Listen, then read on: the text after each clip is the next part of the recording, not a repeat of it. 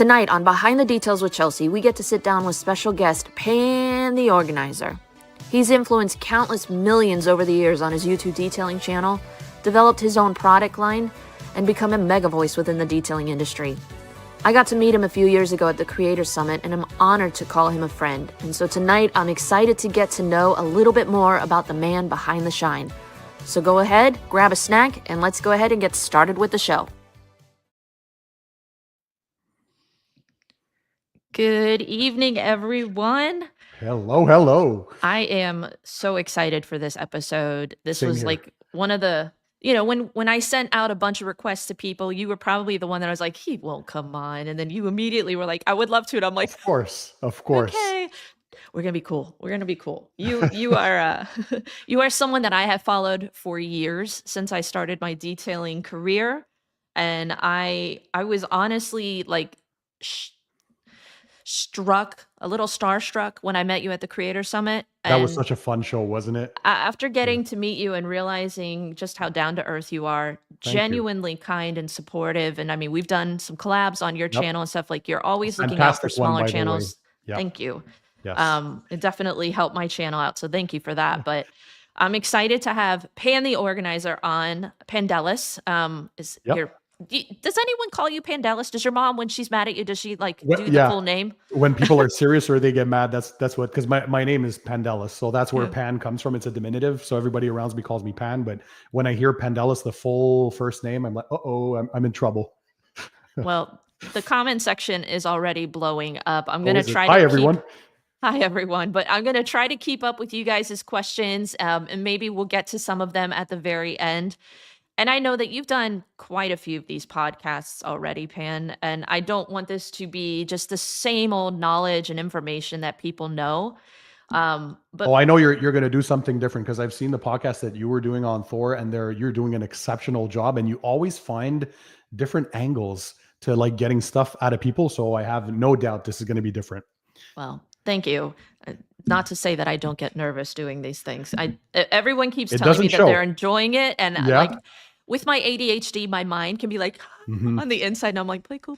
So, I guess let's get started with. I want to know a little bit more about the things that influenced you early on, and maybe you've shared this in other podcasts and things like that. But I kind of want to get to know like childhood Pan.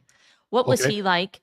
What were some of the things that influenced you early on in your childhood Yeah. that kind of helped shape and mold you to become the person you are today? Because there's always a why behind Oh, yeah. everything, and I love knowing the why. So, wow, that's diving right into the topic. There's a lot, I think, that is probably due to the parents, my upbringing. So my dad was an immigrant from Greece coming to Canada in the 70s, and my mom is French Canadian. And so they raised me and my brother. So I have one brother, 4 years younger. His name is Andy. Okay. He's been on the show quite a few times, and they were super strict. So it was almost military mentality at home. And I'm sure a lot of people who have immigrant parents always relate to these stories, regardless of what countries they're from. It's always the same thing: is they want better for their first generation kids, for example. And so for him, it was he barely had a sixth grade, and he started working when he was like 12 years old to support the family, because his dad died super young. And the same for my mom; she lost her dad when she was in her teens. So they both related on that account. Yeah, they had no father figure really getting into the teenagehood or adulthood. So my dad had to take the reins and help raise his three other siblings and help his mom as well. So he started as an electrician when he was 12. He worked for like almost 50 years of his life, and 6-7 days a week nonstop. That's where I got the hard work ethics from. And he was always telling me, you have to excel in school. You don't want the same hard life that I have. We want you to do better than us. We want you to have a better life. So upbringing was average middle class. He worked as hard as he could to support us. He wanted to send me to the best possible schools, though, because he saw I had I was doing super well in school. And so he had given me like two options. I remember, you're either going to become a garbage man, or you're going to become something in medicine. So I'm like, really? That's the only choices I Those are had? the two, like, those are really big extremes. And so you can imagine the pressure I had. And for my Yeah. dad, it was, you always have to be the best. There's no being number two. So look how that translated into my current life, right? So I had to aim to be the best. So in school, I had to win all the awards, top awards, best general average, student of the year, all those things. But I wasn't doing it for me. I was doing it for my parents. I thought I owed them everything, right? So this put a lot of pressure on me, because I always wanted to prove to them that I can be the best. I'm striving to be the best, so I can be a better person. So I can. I feel sometimes that maybe they wanted to, living through me, to reach their goals and dreams that they might not have a chance because their upbringing was much harder than mine, kind of thing. So that created just a monster of wanting to perform all the time, wanting to strive to be the best all the time. And so that creates a lot of anxiety. I'm a very stressed out person in life. I was gonna say, how do you manage all that? Because that makes me feel anxious. It's very hard. I'm 43 now, and I still don't really know how to deal with that. So it brings out the best of me, in the sense of, I'm always working hard. I'm a working machine. It's like 7 days a week. I never stop. I'm always thinking of the next project, the next step, how to organize this, how to organize that, what new endeavor to start. I like starting businesses. I like working hard at what I do. I like to excel at what I do. But the downside of that is, you feel like sometimes you're burning the candle at both ends. You rarely have the personal time to enjoy your life. Although I try to do as much as I can, like even when I'm on a trip, right? I still will connect to my YouTube to reply to everyone on YouTube. I still try to do emails and think of next videos, and I can never disconnect. So I have a hard time. I struggle with the work and life balance kind of thing. So I still haven't found how to do that. So yeah, the upbringing was really, really tough, but I do owe them that. They just pushed me to excel, to do well, to want more out of life, to a point now where it's the opposite. Like, my dad always told me, you have to strive, you have to work hard, this is how you'll do well in life, right? And now I'm working super hard, and he sees that, and now he has the opposite speech. He's like, Pan, you're working too hard. You have to enjoy life as well. You Yeah. have to disconnect. I'm like, but Dad, all my life you told me to work is your Yeah. salvation, right? So it's funny that he has a different tune now, but the programming, I can't undo it. I'm Yeah. built that way now. It's through my DNA and the genes, and so it's not always fun to be like that, but it Yeah. does allow me to achieve some new heights, and to always want more. I'm a big dreamer, contrary to my parents, where they were, think small, don't think too big, to not be disappointed, don't ask too much from life. So all this, I was like, no, that's not what I want. I want more. I want to surpass myself. I want to achieve these crazy goals and dreams that people say, well, you're never going to start a YouTube channel. And then when I started my channel, for example, my dad was like, really? You're going to start a channel like washing cars after all the education we gave you? But I'm like, Dad, this is it's a job that is very satisfactory to me, because I love organizing everything in my life, and I love cleaning cars. You've seen me detail cars since I was 16. And there's a lot of people who make a good living out of this, and it's a Yeah. serious job. Like these are artists. I see detailers as artists, right? Is he It's saying like, that now? oh, now he's very happy. So see, at the beginning it was like, I can't believe, like, really, Yeah. why would you do that? Aren't you wasting your time Yeah. after all this education? And I'm like, just give me time. I don't do stuff like without working super hard. And now today, it's the first thing he says, my son, he grew with his channel. We're super proud. Like, people know him around the world when he travels with me, or if we go to the airport or we go to a restaurant, and then people stop me and say hi. Like he's like, oh my God, I can't believe that's my son. So now there's a sense of pride, right? But at the beginning, there was a lot of pushback. So I'm that way. I like to achieve goals and dreams that I set for myself, and I always like to think big and dream big, because I'm a firm believer that if you set your dreams big, you will at least achieve something greater. If you set your bar very low and you don't ask a lot from life, there's not much that's going to happen. So I'm all for dreaming. I'm the living proof that you can make it happen. If you work hard, you put your mind to it, and you find something that you're passionate about. That's what I think I wanted to make my dad understand, is it's not only about hard work, Dad. It's doing hard work, but at something that you like. Because if you're not passionate, then it becomes just, you're struggling with your daily job, right? And I've seen this in a lot of viewers that confide in me sometimes. They're like, I'm not happy in what I'm doing. And I was watching your videos, and you inspired me to just like start my detailing business. And today they're thriving. That doesn't always necessarily mean that you're going to have to be a millionaire at everything that you do, but being happy, being able to put food for your family on the table and to provide for your loved ones and all that kind of stuff, and just making something that doing something every day that you're happy with. I think that's the ultimate goal that everybody should strive for, is doing something you like, because then it's not work anymore. Do you find that you are fulfilled in what you do, or do you still feel like there's something yet to be attained? Oh, there. That's my problem. I'm happy with what I do, but I'm never fully fulfilled. I'm thinking of what's the next thing, what's the next step, what's the next dream, what's the next goal, what's the next achievement, and that what keeps on driving me to just continue pushing and strive for more. I will never be content, I think, until the day I die. Jason Otterness is like that. I noticed when I met him with Car Supplies Warehouse. That was the Yeah, one thing, and I think I struggle with resonating with that feeling. I don't have necessarily that entrepreneur drive that other people might have. and that's okay. But, like, he was like, I always just I'm looking for the next thing. I'm all and, like, that sounds exhausting to me. It Like, is. I honestly and for me, it's about peace. It's about finding that balance in life. And yes, obviously, you wanna strive for the best that you're doing, Yeah. but I don't know. I think that that's something that, like, I struggle with resonating with when people say to me, "I always want more," because 'cause I'm like, "Oh," like, I don't know. Like, what do you think would that peace would look like for you?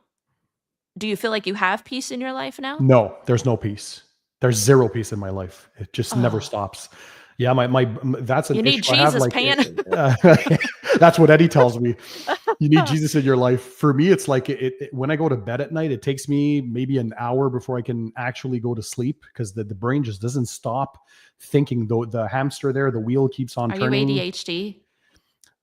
Not diagnosed. I I am, don't and think that's my so, but issue. Like, my brain, once I have a complete thought, if I get up in the middle of the night, to maybe go bathroom or whatever, if I have a yeah, complete thought, my brain doesn't turn off. And so, like, it is like a record sometimes spinning backwards at like twice speed, and it's exhausting when your it brain is. just won't turn off. But Yep. mine aren't like complete sentences. It's just like, but yours are probably like, well, if I were to change the polymer in this product to this, and then it maybe, Exactly. And sometimes you try some tricks that people tell you, like, oh, you should try counting sheep. The problem is when I start counting sheep, then I'm like, okay, so now I'm at number 12. Am I going to make it to level 99? Am I going to make it to 1,000? And then it just doesn't stop. So, yeah, I've tried a lot of tricks, but it's just because I can never stop thinking of the next project, the next day, the next week, the next month. So I don't think I'll ever have peace in my life.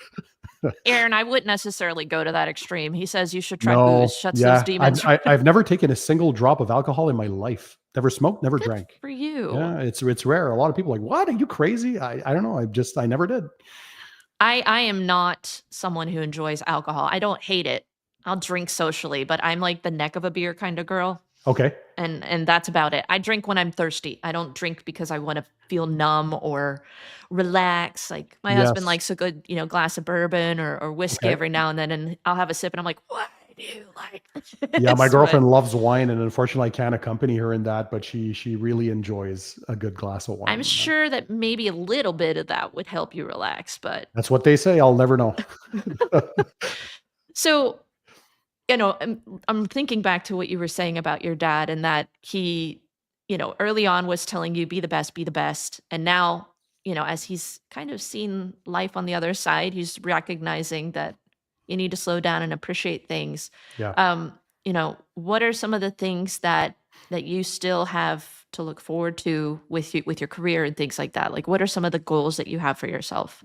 I think it's the discovery of the unknown, because especially in this That industry doesn't with sound YouTube. ominous.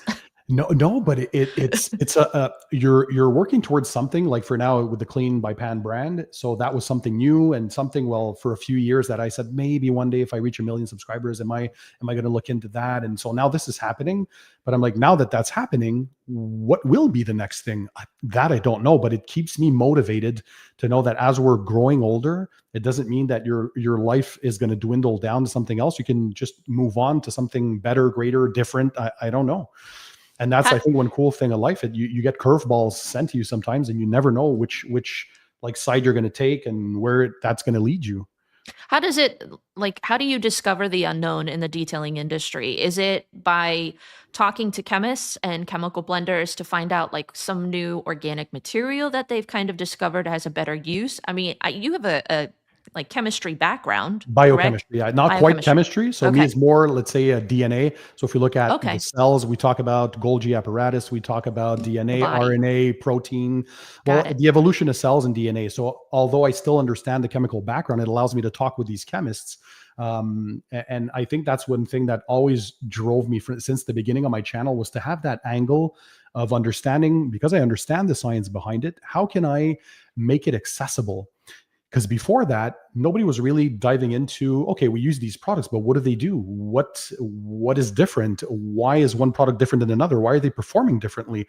What's behind that chemistry? And I think I'm a proponent of when you understand what you're doing, you're more enticed to want to do it more often. So if you want to get into detailing, it can be daunting, right? If we're looking at when you first started cleaning a car, and now with YouTube, you have all these videos, which didn't exist when I started in the 90s.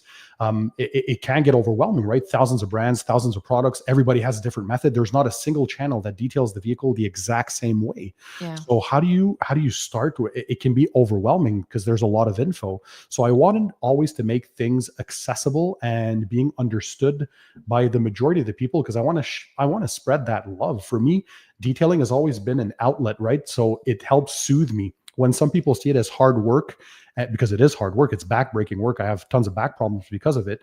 But for me, it was still a way to remove anxiety. When I'm doing detailing, I forget about everything else. And I think a lot of people can relate to that, right? You'll put a few songs on, detail the car, you take your time, nobody bothers you when I'm in my garage, and like the world stops when I'm doing that, right?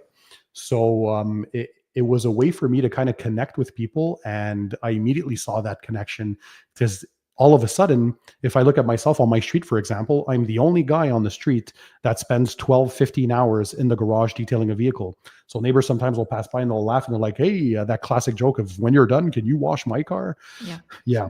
And so, so we're alone on our streets. But when we connect, and you have an audience, I have an audience on YouTube, what's cool is that that's a safe haven or safe haven for people to be able to share a common passion without being judged, Mhm. without the fear of being excessive or obsessive with detailing. You can go as deep as you want, and you have this whole community of people that share that same exact passion.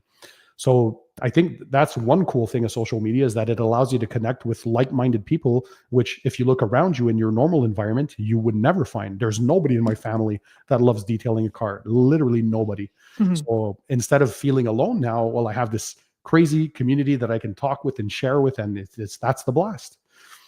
You said a few seconds ago when you first started detailing and YouTube and things like that, when like what influencers did you follow when you first started detailing that kind of inspired you? Because I mean, you inspired me, and That's it's just cool. like this little just circle that just kind of keeps going and we keep passing it on to other people. But I'm Yeah. curious, who influenced you early on? So well, YouTube wasn't a thing before it started in You're 2006. not And I that think old, Pan. You're only like 3 years older than me. but when I was young, YouTube didn't even exist, right? So Yeah. Google purchased YouTube in 2006, circa Hmm. 2006. So I Yeah. think detailing started in 2008, 2009. So the first people I followed was Larry from Ammo NYC. He was among the OG of OGs. Yeah. There was Mike Phillips, who was there with Auto Hmm. Geek. I remember the Auto Geek channel was pretty big back in the day. Yeah. There was even Chemical Guys when they had Greg Masterson on there. Yes. He did a Yes. fantastic job growing I that learned a lot from channel. Greg. Absolutely, and he was like fun, entertaining, Yeah. and so those were the like initial, I call them the OGs that were there, and so that got me to kind of say, hey, there's something that might be. I came many years later, and I started my channel in April of 2016. But yeah, it was kind of one of the first times that I could connect once again with somebody um, where I felt safe. It's weird to say because again, nobody in my own life would love detailing cars. So who do I talk about this passion with? Right, nobody. So all of a sudden now you're looking at these YouTubers that are sharing their knowledge and passion, and you're learning a lot. I'm very visual. That's why I like making videos. I like to learn that way. So I like to see how things are done and then go and try and duplicate those steps myself. So yeah, those were probably the three first ones that I remember of at least. Yeah. I would definitely, I mean, people always say, like, is it Jim White? White's Details. Yeah, he has a fantastic channel. Yeah, there's He's John in from the UK. Forensic Detailing was Yep. one. Brian He started 2 Spittler. years before me. Brian, yep. Yep. Yeah, those, I mean, I'm very analytical, and Brian and John both, like, they literally dissect everything. Yes. So I just soaked up as much of that. So yeah, And it's I funny would, because you can get your info from different sources, right? Sometimes you yeah, connect more with an individual. That's the beauty of YouTube. If you don't like the personality of one of the content creators, you can just move on. There's just so many nowadays. yeah. Back in those days, there weren't that many, but today it seems there's probably over 1,000 channels at this point. There's new ones every day, every week. Just like there are new brands or new products every day or every week. So it's nice to see that the industry like thriving and growing. What do you see? This was a question that I was going to kind of ask you later on, but I feel like it's a good time to ask it now. Like, what do you see from content creators that they're getting right? And what do you feel like? I feel like you have an eagle eye to be able to know what is going to work, just how to phrase things. The fact that you do most of your videos in a single take Yeah. blows my mind. I can't. The little intro that I did for you before this podcast, I think I did that about 30 times Oh because wow. my brain just kept skipping and I was like, "Bleh." Words that didn't even exist were coming out of my mouth. Okay. You have a skill with being able to just make really successful content. Thank you. From what you see from, I mean, everyone is doing content, it feels Yeah. like these days. What do you feel like some are doing well? And what do you think are some things that people could work on to improve their content creation? The personality is very important because I noticed that there's a lot of people who know their skill, they know their craft, but unfortunately, they can't convey it through the camera because that's another skill set. So people are like, "Oh, I work so hard on my channel. Why is it not growing?" So I look at two things: do you have the knowledge and you have the talent? Not everybody can grow a channel to become a super big one, and that's okay too. And at the same time, you can be the best detailer in the world, but if that somehow doesn't translate or you don't connect with an audience, the channel won't grow. And the opposite is also true. You might not be the best detailer in the world. However, when the audience watches you, they connect, they laugh, or they can cry, or whatever it may be, you connect emotionally with them. Well, that channel is going to strive. So I think it's to maybe realize when it's not for you, because it's very discouraging, right? Making YouTube Yeah. videos, especially in the beginning, you're like, "Oh, I worked so hard and I thought I worked like 20 hours on this video and it's only getting 100 views. I don't understand." And it can become very frustrating. I think the first order of business is to understand that, is it really made for you? If you don't feel comfortable watching yourself, so if you Amen. can't stomach yourself, then usually imagine how others will be able to stomach you, right? Mhm. Consistency is another big thing. So one thing when I try to coach other YouTubers to grow their channels, I love to give advice. Is one thing I usually look at is what is your upload strategy like? So like a TV show, Chaos.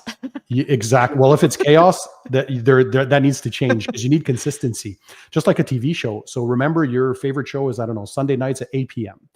Well, guess what? If that show is not there, you're going to look for something else, right? So YouTube kind of works the same way with the algorithm. Is they like to be fed consistency. So if you pick a day and time that works best for your audience and your analytics, you have to look at those. Well, never skip that. So since I started, I never skipped a single week of uploads in almost 9 years in April now doing this.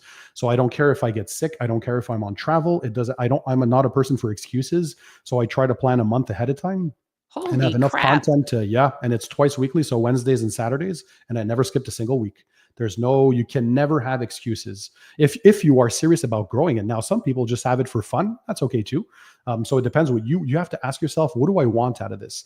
Am I seeing this as something I want to grow? Am I just doing this as a side hustle? Am I just doing this for fun and it doesn't really matter if it grows? If you have to ask Yeah. yourself, where do you want to go with this? Where do you see yourself in the future? So I knew that when I started mine, for example, I don't start stuff to fail.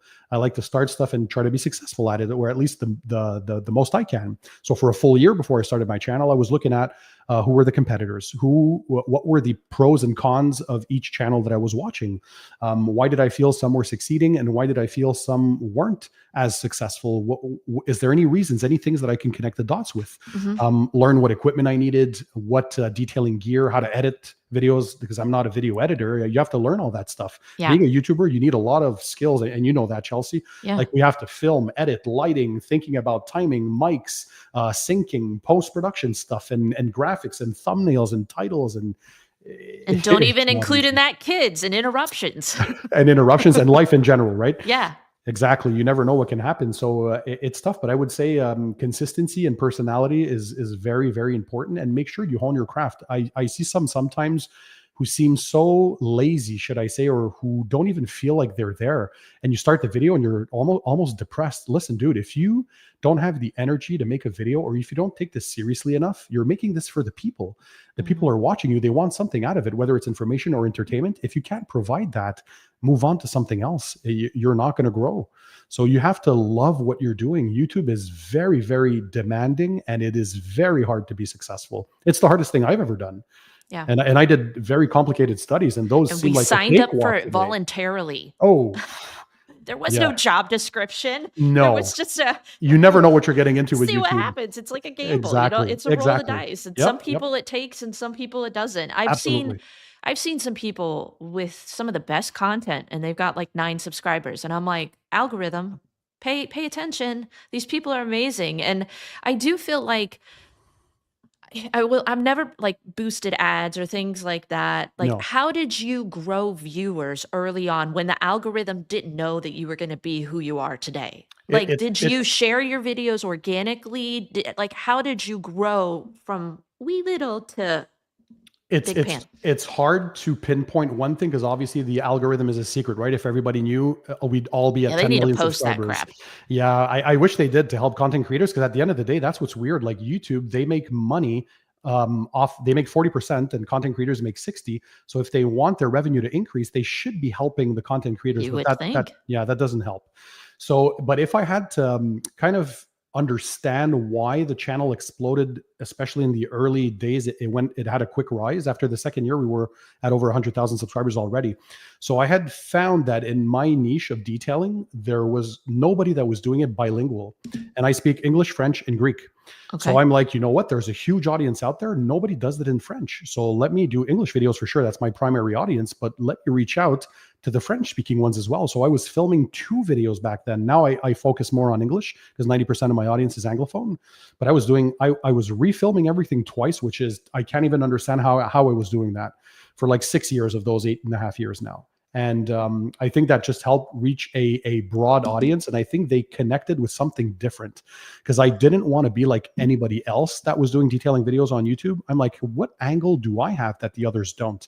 And it was through that biochemistry background, through my love for science and my pursuit of that kind of perfection.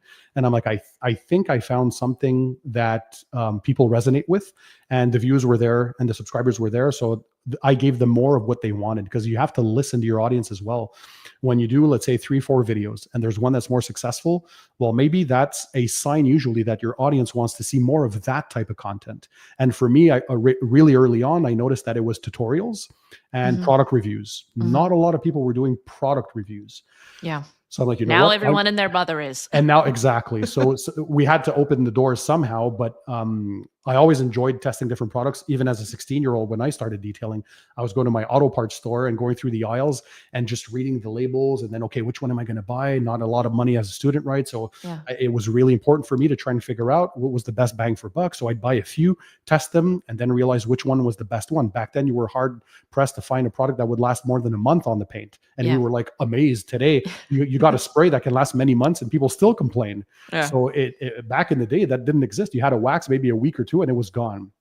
But that was always part of my ethos of I strive to find out what is the best of the best out there and just share those findings with people who want to hear me. And so that's probably why. And consistency, of course. I knew very early on by following other channels in other niches that consistency was key. So you have to find a time and day that works for you and works for your audience analytics, and stick to that. Never stray away from it, and never come up with excuses. Because that's one thing I hear from people who struggle, let's say, is they blame it on this. They blame it on the algorithm. They blame it on someone else. Guess what? The algorithm is not to blame, because at the end of the day, if you produce good content, and I'm serious, YouTube will find a way to bring your videos to the audience, because what they want is to make money off the ads. So if you do good content that people connect with and that gets traction, well, they'll promote it in front of more and more people. So just focus on making the best possible content you have, be happy of what you're doing, and eventually it'll probably break through. But you have to be passionate about what you're doing, because it's tough. I have so many questions to ask you off of that. Okay. Um, so do you feel like long form content still has a place on YouTube? Do you feel like it's Yep. moving more towards short form? So I have two views on that. I because I also am on Instagram and TikTok and try to follow those a little bit, but I'm not as deep into it, because for me YouTube has always been the focus. Because for me, long format is the only way to properly learn about detailing. I do see the trend that those short form vertical swipe 30-second type Hmm. thing, that's more for entertainment. At least that's my opinion, right? Yeah. Because detailing is all about learning the techniques. I cannot teach you how to polish a vehicle or how to apply ceramic coating in 30 seconds. I'm sorry, but at least that's not me. If some people can do it, fantastic. But for me, long form is very important, because I like to convey, I like to share my thoughts, I like to share my opinions, and you just can't do that in 20 seconds. And having spoken to some stars on TikTok, for example, when they realized, when we were at that creator show, Yep. and they saw the impact of how bigger the line was from YouTube audience versus a TikTok audience, Yeah. is they realized that, well, that's the connection. Because we're long form content on YouTube, we connect more with the audience for many, many minutes on end, sometimes an hour long video. So they feel they know you more. They dive deeper into your life more, compared to a TikTok where they might not even see you and just hear you for like 20 seconds and then you swipe and you move on. So I don't think the connection is the same. However, you can't be an expert on all platforms. So at the end of the day, pick the one that you feel most comfortable with, because not everybody's comfortable in doing long format. But I Hmm. definitely am still very strong on long format for detailing, especially. I do not see that going away. It's too important. There's just too much to share, and if you want to learn, at least it's my opinion. Again, you need long format. For me, the short format is more entertainment value. For me, I struggle with getting my head and thoughts wrapped around a 3-minute short. Like, now that YouTube has extended it to 3 minutes, I'm like, "Thank you, Jesus," because that minute, I was like, like, "We're gonna make this a 9-part short, and that's just the only way it's gonna happen," you know? Yeah, I might come back. it's another way of thinking as well. Like Yeah. I'm not good at making shorts. Because I Yeah. like to talk and show Mhm. and discuss and share. And so for me, condensating that all into like a 30-second to 1 minute clip is it's just not for me. Yeah. I'm also not of that younger generation, so I understand. Like if I look at the 20-year-olds today, or the teens, their attention span, and that's been, I think, proven in many studies now, is getting shorter and shorter. I have many It's friends toxic. who are teachers in high school Oof. and preschool and all that, and it's getting tough. So for me, as a 43-year-old, long format is still the way I want to go. But I do understand that there's a shift towards short form. YouTube is trying with their shorts. They're not as successful as Instagram and TikTok. Those are the platforms, I think, for the short form. But Mhm. pick what works for you at the end of the day. So people will find you if you like what you do, regardless of the platform. Pick the one that you're comfortable with, and just get better at that one. Because I haven't seen anybody that is super successful in all the platforms. You can be a master of all of them. That was something you said at the Creator Summit when you did, like, a little Yeah, the discussion presentation. Yeah. with all of us. And I honestly, I filmed it because I was like, remember this. The one thing that stuck with me was when you said you can't master all of them. No. Find one platform and stick with it. Because I had struggled with Instagram and TikTok and was dabbling, and I felt like I was a little bit of a split personality, changing who I was and how I approached each platform. And it felt like not authentic. Exactly. I Yep. am a long form content. I discovered that. Like, that Yep. is my skill set. Even when I do 3, 4 minute videos, because maybe I don't have as much to say, or maybe I've done it so many times. I'm like, I just, like, I did one the other day on pet hair and pet, urine on a seat. And I'm like, I'm going to go over the basics because I've done like 10 videos at least showing you, like, in Yeah. depth how I do this. I mean, in comparison, I had a maybe a 30, 40 minute video prior to that. That one, like, went off. The Boom. 3 minute one was like number 8 out of 10. And I'm like, I Because they gave you probably short connected form. with that. Yep. They wanted the long form. And honestly, the retention with the long form one, they were watching 12 plus minutes, which Oh, that's that's not good. That's good. normal, Yeah. and the 4 minute one, it was like 2 minutes. And I'm like, what is going on with you people? I'm very, but I've realized long form content is really what I need to Oh, stick yeah. with. But I And think it's I've there to almost stay. abandon Instagram and TikTok. I don't even know if TikTok is going to stick around. Who Yeah, who knows what's knows? going Yeah. on with that. But And when to it, that, Chelsea, I would even add, you know what, for the short form, if you look, for example, podcasts that we're doing now, yeah. you're going to see them on the short form, but snippets, right? So you don't get the Mhm. full story. So sometimes you get things out of context compared to if you would have listened to the entire hour podcast, regardless who it is, right? Joe Rogan, whatever people listen to, or detailing ones. So if you want to get the full story, you have to listen to the whole thing. There's innuendos, there's jokes, there's things that people share on a more deep level or on a Mhm. deeper level that you might not have been aware of if you had only watched that 30-second clip. I don't think you can get the full picture in just 30 seconds. But again, that's me. I don't know what people think in the comments. Do they prefer YouTube long form or do they prefer short form? Let us know. I mean, a majority are saying short form sucks and Okay, long so form. they're good. A lot of people are saying they like short form for teasers, Yeah, there you go. which this is something I've always wondered. With having over 1 million subscribers, you're doing what, 2 videos a week, if not Yeah, at least one a week. two. Yeah. Do you have people that work for you that help you produce, that create thumbnails? That's a lot of work. The I mean, thumbnails, yes, I do hire a graphic artist. So I started okay. in 2020 because that was overwhelming, and I suck I'm not a graphic designer, so I don't Yeah. know how to do those nicely. I don't know how the videos did well for all those years prior. So that's the only thing I It was your subcontract. personality pan. They were like, Hopefully, but yeah. I So, honestly but don't know if everything the else I do on my algorithm own. cared so much about thumbnails. I feel Not like the back in the last day. year, Yeah. thumbnails have driven the because clickbait kind because of it thing. becomes saturated. So you need to Hmm. distinguish yourself, like to separate yourself from the pack, and then having good thumbnails. And now I think it's my fourth guy that I've hired. So there's a new one that's coming in because you got to keep yourself fresh, Okay. and sometimes change styles. But no, everything else I do on my own: editing, filming, the text, the description, the titles, all that stuff. Yeah, it's not easy. One video usually takes me 10 to 20 hours to produce, depending on how complicated it is there. But it's yeah, it takes a lot of time. Walk me through, what does a day for Pan look like? A typical day. Let's say a filming day, because Yep. you don't detail cars as a living, correct? I do it. I call it. Listen, they're still customers. It's just not my main livelihood. So I do Okay. have customers coming in. So paying So no, customers. so That's the then talk majority me of the through cars in that, my because videos. I hear the argument. Some Yeah. people, you have some haters out there, and the Oh argument is that he doesn't detail for a living. no, Um, that's not my main livelihood, and I never said I did. well, So and I'm I'll not be a honest. I'm not I a mean, professional detailer in the sense of it's not my main way of gaining income, and it never was. So it was always a side gig kind of thing. But I've like for 27 years now, I've always had paying customers. So it's never been the main source of income, but still important in the sense of this is my passion, and that's one way I found to be able to get it. Also, vehicles for the videos is that at one point there's so much of your friends and family. Thankfully, I have all those customers because the majority of the cars that people see in the mhm. videos are paying customers. Yeah, If you didn't create content, would you still detail cars? of course. And I did So before starting my channel. That's and what I did people pay from you 16. Of to do course. their cars. Oh You yeah. don't do And it for free. no, and So I you're a don't. professional detailer. Mm. Okay, let's put it that way.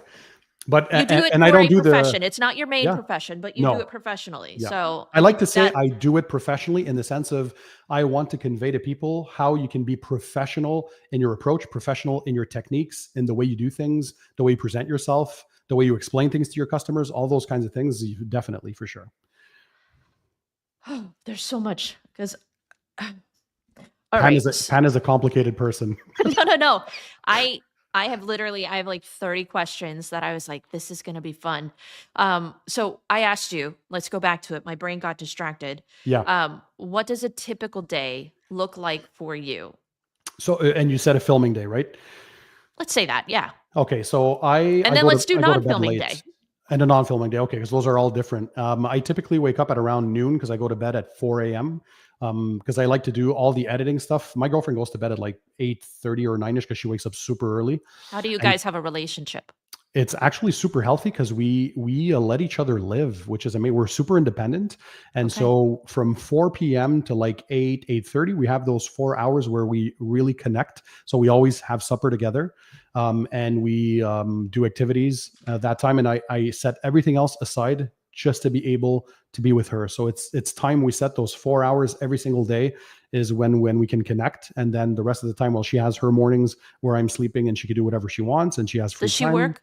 Yeah, she works. And so I can detail from when I wake up at noon, and then I typically edit videos when she goes to bed at 9 p.m. because that doesn't take away from the couple life if you want. Mhm. And so from 9 p.m. to 4 a.m., I'm free to do as I want. Of course, you don't have people calling, you don't have Yeah. the same like normal everyday stuff, so I can focus on filming, editing, and doing that what makes me super happy.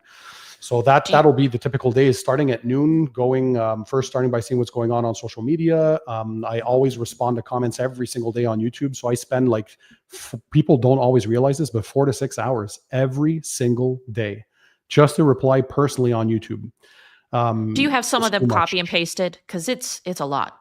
It's too much. No, I still try to make them individual, but I hired someone, so that'll be coming. There's a big announcement coming soon, but I realized I needed some help. I had no more life. You Yeah. can't spend 4 to 6 hours replying to comments. Then I'm not creating content anymore. Yeah. Then I'm trying to run after, like it got to, and I don't know how I did it for 8.5 years. That's something I try to tell people. Yes, connect. It's important to connect with the audience, and I'm still happy I do it. But you gotta set your boundaries, because then it becomes too much. Then I become obsessed with wanting to answer everyone, and I can't do it on all the platforms because then I have no more life. Right? Just Yeah. YouTube alone takes me 4 to 6 hours. Imagine if I had to do it on Facebook, Instagram, TikTok. It's just too much. So I'm going to need help for that. But so yeah, reply to comments. I'll look at the stock market because I like to heavily invest in financial markets. And so I look at financials as well. What are some good tips? I need to know. Well, the best tip that I found is I was obsessed with that too. And I used to follow the news too much. And I was dealing my own stocks and buying and selling and all that kind of stuff. But that took away from the fun part of life. So I hired a wealth manager, and that's probably the best move. That's after talking with my friend, Matt Mormon. He used to be a wealth advisor, financial manager. And he's like, dude, I don't even manage my money. You have to find somebody to do that for you. You just pay them and they'll get you results. Maybe not as much as, because I was lucky I was into tech. And for many, many years, 2016 to 2020, it just boomed. And so I really had a good time. But he's like, Pan, it's not normal having 100, 200, 300% returns. That is not normal life. A good return is like 7 to 10%. That's average. And 15 is a very good year. I'm like, really? So he's like, you have to realize you were kind of gambling because you were lucky you were in the right field. Very high risk. Yeah. That's not, I was young, so it's okay because you can recover. Yeah. But I'm lucky I did well because I invested in things I believed in, and that was tech. So the Facebooks, the Googles, the Apple stocks, Tesla, all that stuff did super well. Do you still have them? And I actually don't see what the wealth manager does now. So I have all that managed. I just go on the stock market to still have a feel for where things are going, but I have all that part managed. I'm sure you can breathe a little bit more now because like having to be aware of all of that, it's very stressful. I have a tendency of being obsessed of everything I'm passionate about and then you can't do everything. So then I'm like, what do I really like? Okay, it's the YouTube channel, it's detailing and sharing my passion. So I need to double down on that and try to delegate other things that are wasting my time. And so then I'll go to the garage. I'll jump on to see how sales are going with the Clean by Pandy organizer kind of thing, how the customer service is doing, how the shipment is doing. I have a lot of chats with the chemists because we're constantly working on R&D and testing as well.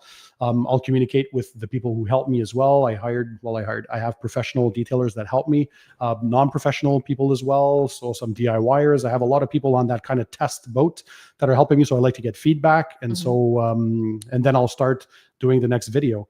So filming, hopefully the car, typically I have customers bring a vehicle in for around 2 p.m. and leave it to me for at least one day so I can have it until the next day, especially if we're doing a ceramic coating type video. So it could be indoors and I have the time I want to film and not be bothered, that kind of thing. And then typically at around 9, 10 p.m., I'll have my second meal of the day. So first meal is typically at around 6, and then 10 or 11, actually, I'll have my second one. So that's my supper. And then just do editing. So from 10, 11 after that till probably 3 or 4 in the morning. Sometimes I'll put in a TV show on Netflix or something just to disconnect my mind before I go to bed. Yeah. And that's it. That's pretty much 7 days a week, actually, almost. When do you eat breakfast? I don't. I skip breakfast. That's so sad. I wake up it's so the late. best meal of the day. That's what people say. I'm never hungry when I wake up. He doesn't get pancakes. No. I would do like prepper, like breakfast for supper? Yeah, Like, I hear it's usually people's favorite meal of the day, but no, I'm not. I'm never hungry when I wake up. I guess it's too late in the no, day, but kind like, of can thing. you have breakfast at like dinner? I guess that would be like the meal that No, you have with your no, for me, girlfriend. it's like dinner She and should make you supper. brupper. That's it. She should make you brupper. She'll have pancakes and bacon tomorrow And she night for loves dinner. having her breakfast, so that's good. That's like the easiest meal for me as a mom. And I'm like, I can't make anything like pancakes for supper. They're like, yes, okay. Yay! So, um, you mentioned your girlfriend, and I've Yeah. heard. Correct me if I'm wrong. Yep. Do you have children? No.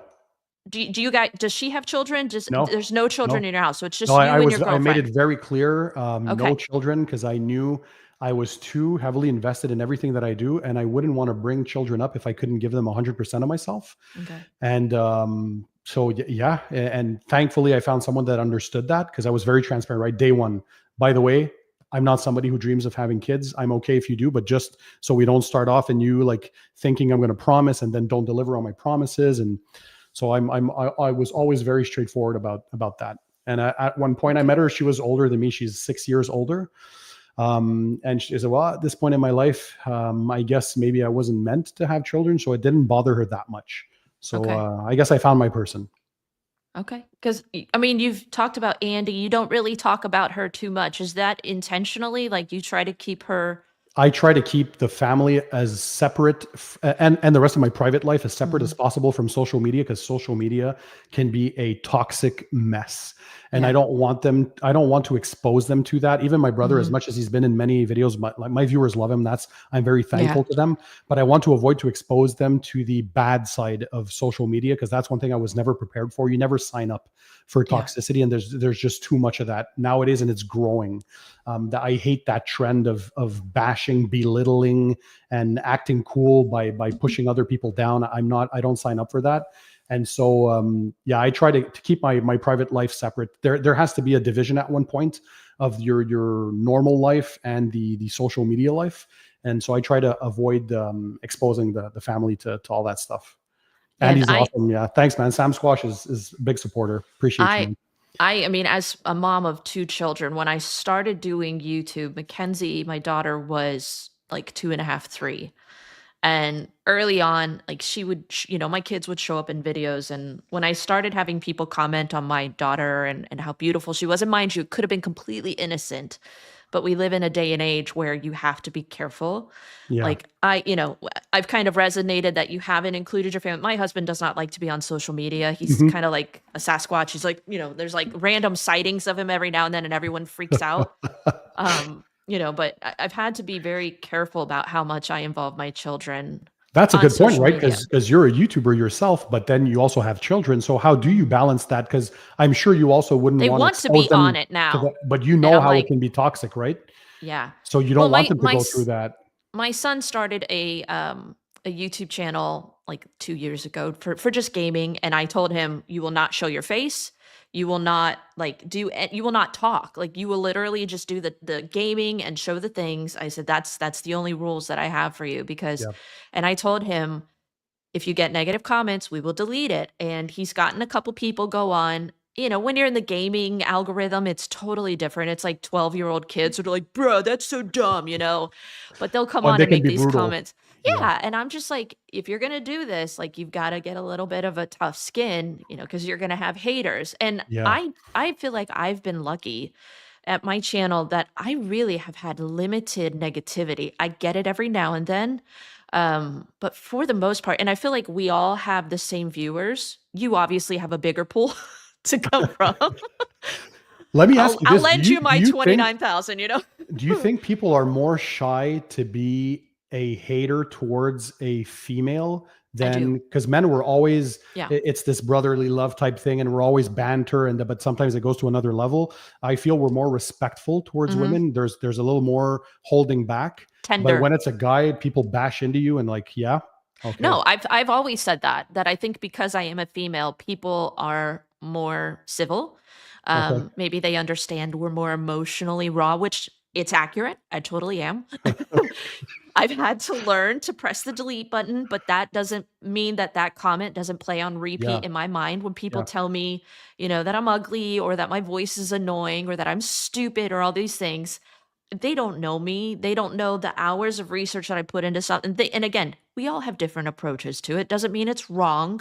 Um, but it's very limited, and I'm thankful for that. I've had moments where we've had to deal with it, but um, I can only imagine. I'm at 29,000 and some change. At 1 million, like at what point in your channel when it was growing did you start having to deal more and more with that negativity? And how do you handle it? How does your girlfriend handle it? Because at 1 million, like, does she follow your channel? If she sees those comments, does she want to be like, put them up, put them up? Like, She does not watch my videos. She does not like detailing. She does not. Yeah, but obviously, I'll share things with her. Right? She's part of my life. And what I notice is the family often they have your best intentions at heart, and they want to defend you, and they get riled up. Right? They're like, I can't believe people act like that, and they would say those kinds of things. How cowardly! How they would never act like that in real life. Why do they do that? It becomes bigger, I think, when you at a 250,000 subscribers. That's when I think it reaches new levels. And having talked to other content creators that have been in that area, between a 250,000 to 500,000, that's where it becomes, I'd say, the disgusting level starts to show up. So someone screenshot Chelsea putting them yeah. up. And I was I like, love that. all right, you got it. There we go. Eddie, that's for you. Sorry, I was totally listening. I'm trying to stay caught up. Yeah, you have to with look at all the comments too there. Dude, there are thousands of comments in the back end, and a That's lot of it is amazing. them Hi, talking amongst everyone. themselves, but like I am loving the conversations that you guys are having, and I'm trying to star I see any what Cars questions with that you guys Keys have. is saying. So first of all, my man Keeve, love the guy. Met him in person, and he says Pan really helped me to deal with negative comments. He has helped a lot behind the scenes. He's a great person. Well, first of all, thank you. I try to, and Chelsea, you know this. I like to give back to and help smaller channels to grow, because when I started mine, nobody was helping nobody, and I promised myself if it ever reached a certain point that I would find a way to help rise or help give a platform to the people I think are doing good things for the detailing community. But sometimes there's social anxiety, right? And I remember TV, he shared that on his channel, but he shared that with me as well. There's this, because you're on camera, people assume that you're this outgoing, crazy person. And it's not the case for everyone. Some people are actually super shy. And we film in front of a camera. We see that red light, but there's nobody around us when we're filming. So sometimes in real life, you can meet someone that maybe is not necessarily as outgoing as you might think, and they're reserved, or they feel like they're super stressed. I remember when you went at the creator event as well, you had said like you're not too sure how to I was react, how to dying. really see. And I I'm was sure your dying viewers, when they inside. see you, they see this confident woman that does these videos and she's amazing and she talks, but they forget that we're alone with the camera when we're filming. Yeah, I had total Yeah. imposter syndrome. I felt like I did not I remember you belong. saying that, but that's Yeah. not, no, And you I had your place remember there. literally at the meet and greet, I remember Christine Morden sat down with me, and I think I was almost in tears because I was like, oh, and she was just like, girl, you got this. Like, just keep Absolutely. going. She's like, don't give up on your dreams. And I still to this day, like, I think the Creator Summit is when that change in me occurred to believe in myself. Yeah. And I think honestly, it became more comfortable for me behind the camera. I started to realize I need to show a little bit more of my personality because I've always been kind of an ambivert. I can be extroverted around my friends, but introverted around strangers. Like I don't know how to read the room. I'm very much an empath. And so I'll walk into a situation and I'm immediately trying to figure out who's the safe one to be myself around, like who is going to, potentially hurt me. But, going to the Creator Summit, I was like, "Oh, what am I doing here?" But I've just realized, that the people, we want authenticity. Yeah. I connect with you because you're outgoing. And when I saw that who you are on camera is exactly who you are in person, I was like, holy crap. Like, it just helped me connect with your videos and content so much more. So, Thank you. yeah, I've definitely come a long way, but have still a long way to go. Someone said, sounds like giveaway time, Eddie. I'm not saying Eddie's going to do a giveaway, but I will say this. I actually wanted to have this up at the beginning of the show. We're going to be doing a $50 giveaway Ooh. to Thor.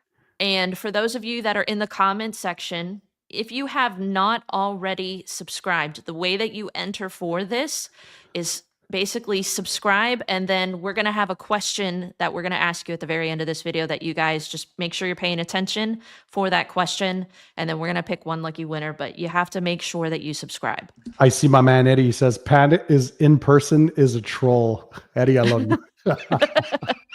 I think Eddie is the ultimate troll, to be honest. Eddie, listen, as much as some people say, wow, Pan has this big personality, let me tell you, when you meet Eddie in person and when you're in a room with Eddie, you disappear. Eddie just steals that energy in the room, and he's bigger than life.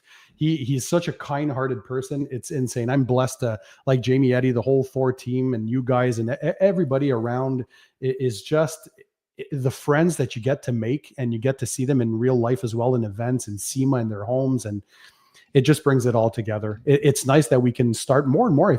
I feel we're connecting.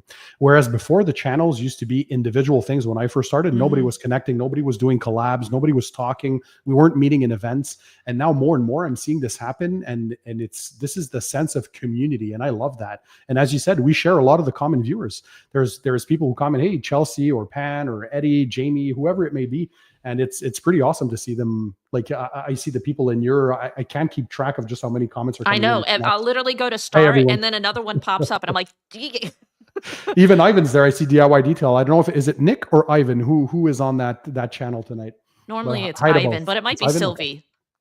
But let's talk detailing a little bit. Let's talk clean. Yep. So you've developed this product line that you're super proud of. What do you think is next for clean? Oh, more awesome stuff to come. Because like I said, we're currently. Can you give us a teaser? Like, what are some products that are your Okay, I can drop a few, because I promised myself to have, that initial core offering. So the 7 products that we had released initially. So the ceramic coating, the rinseless wash, the shampoo, the spray polish, the ceramic spray sealant, the panel prep spray, and the full blown ceramic coatings. And so what was next is listening to what people wanted the most. And so in those, there was discussions for, I don't know, am I saying something I'm not supposed to, but a wheel and tire cleaner, an iron remover, an interior quick detailer, an exterior QD for the paint, something that is not made for durability, but we want to focus on that gloss, that slickness, that ease of application, and potentially some different pH soaps, maybe, I don't know. So there's those that are coming up, and I would love to have a little more tools, because we're a chemical company first, because I do this not private blending. Ivan corrected me on this. This is contract blending. So to have my own IP, my own blends, I love that, because I can talk directly with those chemists. So we're not a tools manufacturer, but we can collaborate, like I just did now with the polisher that we dropped. Eddie and Jamie had an awesome one that they had collab with Ivan. And so what they did is they had access to the factory that makes those. So I'm like, that's pretty cool. So we cut the middleman off. I can offer a polisher in the lineup that's good quality, decent price. So I like to do that kind of stuff when it's possible, to add tools from reputable manufacturers that we can still customize to our liking, kind of sense. So maybe add some of those in the future. But of course, first and foremost, my Clean by Pan, the organizer, is focused on chemicals and make them as simple to use as possible, but just striving to make them as good as I can. That's the main, and that's what really drives me is being able to work on stuff that hopefully blows my mind. But at the end of the day, I want the people using them to enjoy them and to just be like, I'm holding a clean. How cool is that? Like for me, reviewing everybody else's products through the years, and now I get to see people holding my bottle. That just it makes me so happy. It all came together at the right time, I think. Do you ever see yourself getting out of content creation and shifting over more towards managing clean? At one point, I will have no choice later in time as the company continues to grow, because even now it's just it's way beyond. Like my big mistake, if I had to go back or give advice to others, is I had promised myself to wait to 1 million subscribers to start my own line. And the big mistake is that it's way too much people purchasing way too many products, and that you have a hard time keeping up. So people will say, okay, it's a good problem to have. Yes. Have you sold 1 million products?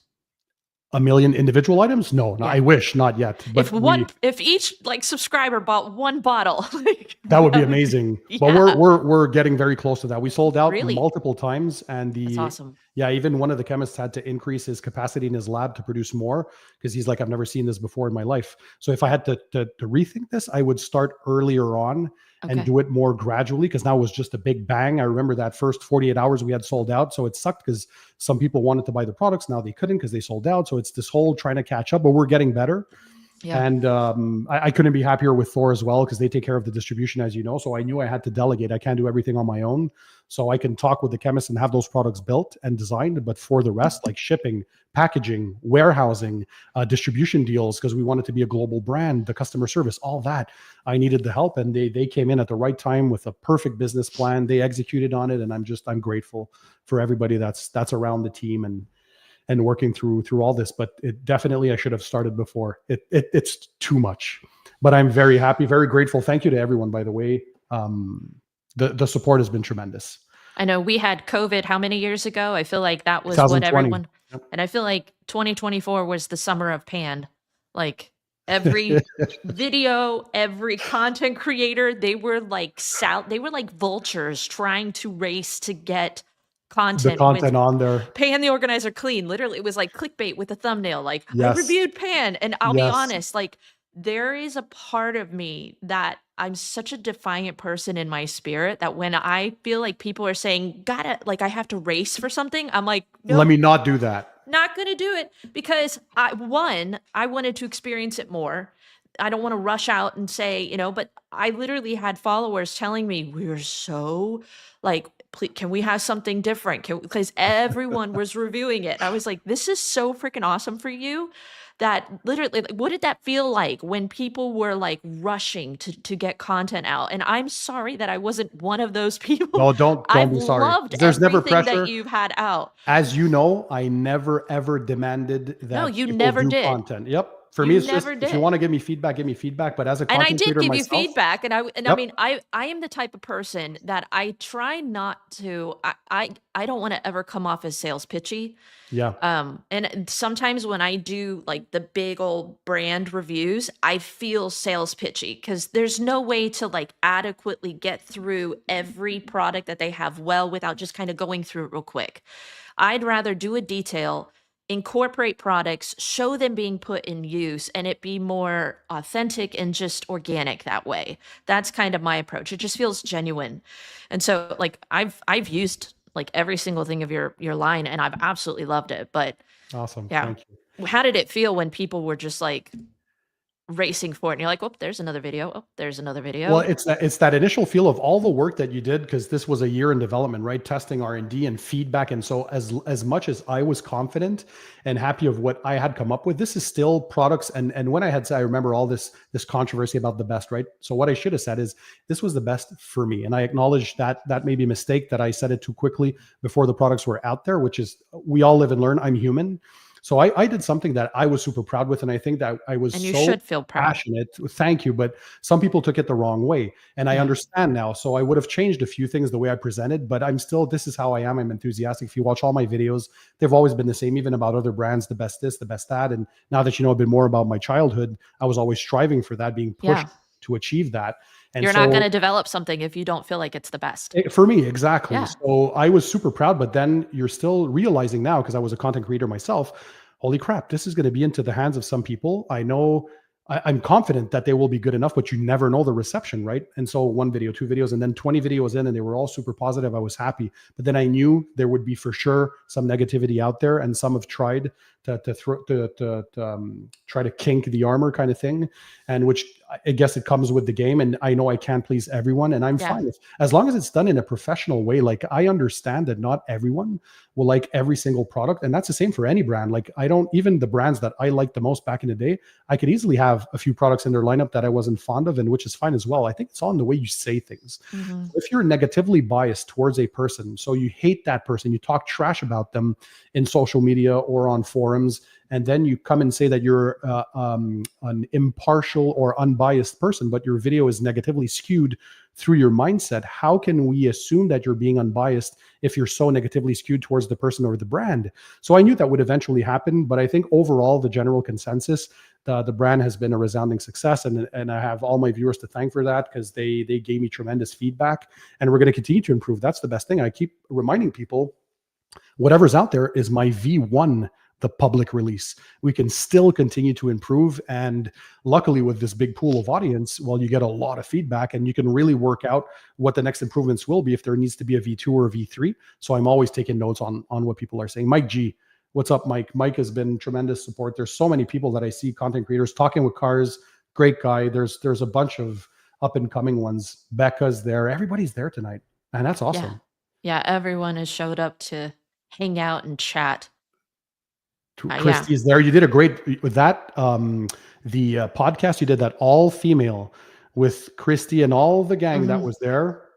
Kudos. You have a way, Chelsea, of again bringing the best out of people in the interviews and just a great way of orchestrating the interview. Let me put it that way. Well, thank you. I know that yours are probably going to be your favorite. We're not going to say best. We'll say favorite. But what are some other products that you're enjoying right now? I know Labo Cosmetica, it feels like they're having a moment. I know that Eddie and them, they're bringing in brands that some of us have never even heard of. I don't know if we can even say the names right. And like Katiba. Katiba, and we met them in person. They're just an amazing gang. So Katiba, I'm excited to test. But for the ones that I have been testing, I think like 2023 was the year of DIY Detail when they launched. They were great. And since then, if I look at Armor Detail Supply, fantastic. CarPro and Gion, still some of my top tier favorites. Seriously? Oh yeah. Labo Cosmetica, very, very good. They take pride in creating great products. Seriously. And there's more and more of those new brands that I'm looking forward to. There's a lot of brands from the UK that I haven't had the chance to test yet, but Thor's bringing them. So if I look at Yum Cars, if I look at Garage Therapy, if I look at what is it? Clean? No, not Clean. Cleantool, that's from Italy, I think.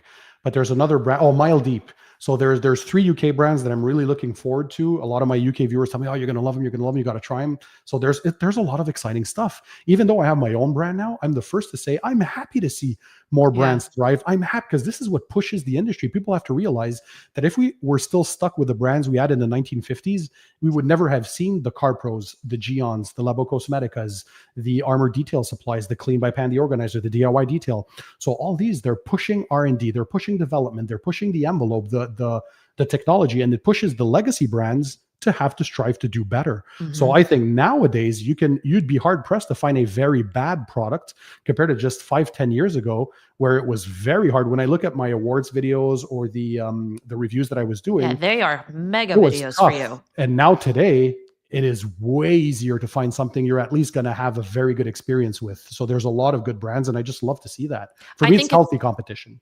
I think it's harder for products to not be good. Like at this point, the innovation within the industry, it's becoming just easier. At this point, we're like fine-tuning things over scent and durability, maybe. You know, we're just like, it was only 4 to 6 months. It's mid, you know? Exactly what I was going to say. Can you imagine? Like, I remember growing up, again, trying to find something that would last more than 3 weeks. And now we have products that can resist almost a battleship on a panel, or that can last 3, 4, 6 months, 12 months, sometimes from a spray product. And the ceramic coatings have gotten better and better. Remember the early days where it was so hard to apply, so hard to remove. People were stressed out with high spots, and the curing times 24 hours, 48 hours. And this whole striping on the surface, you didn't know what was going to happen.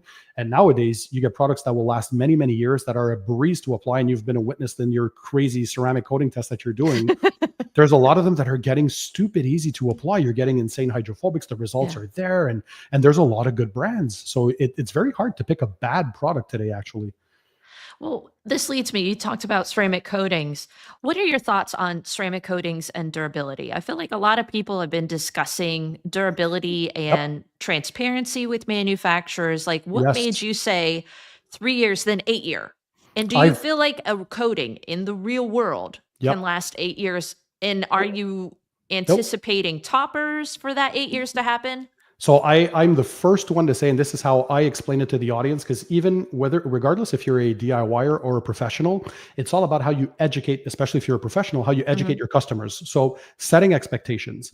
When I have discussions with chemists, and this has been like this from the beginning, and regardless of the brand, For me, now this is my opinion, when you're giving an indication of a year amount, this is not the actual time the product will last, because this is in a perfect environment in a lab setting with the tools that they have, which can be pad scrubbers, which can be chemical resistance tests, but a more controlled environment. This is the maximum amount that you're going to reach in perfect conditions. But now if we take a vehicle, for example, you take the two ceramic coatings, the same ones, you apply them on one vehicle that is garage kept, only weekend driven, and that lives in California. And you take the same coating, you apply it on a vehicle that's daily driven, is in Montreal, Canada, with our disgusting 30 inches of snow in 3 days, with road salts, calcium that is not properly maintained. That's a daily driver that stays outside in the elements all day. I can guarantee you that that product will not go through the same amount of time as the other one. So I think it's changing the people's mindset. And I think some companies were guilty in the beginning of coatings of saying, this is my coating is a 3-year coating. It's going to last 3 years. That is just not true. Not everybody's going to have the same experience. Also, prep is important. There's so many factors. So what you had before, did you fully strip it? Did you fully prep it? Did you fully decontaminate? The application, were you in, believe it or not, still today, some people don't read instructions. So if the coating says you have to be between a, 65 to 75 degree Fahrenheit temperature to apply it, and you were in 50 Fahrenheit, well, guess what? You're outside of that window. Your coating was probably not applied correctly because you didn't follow the instructions. And then there's maintenance. Now we're lucky today. We have coatings like the Clean, the DIY, the C6, the Detail Co. They don't necessarily need toppers anymore, but they still need regular maintenance, which means wash your car as you normally would.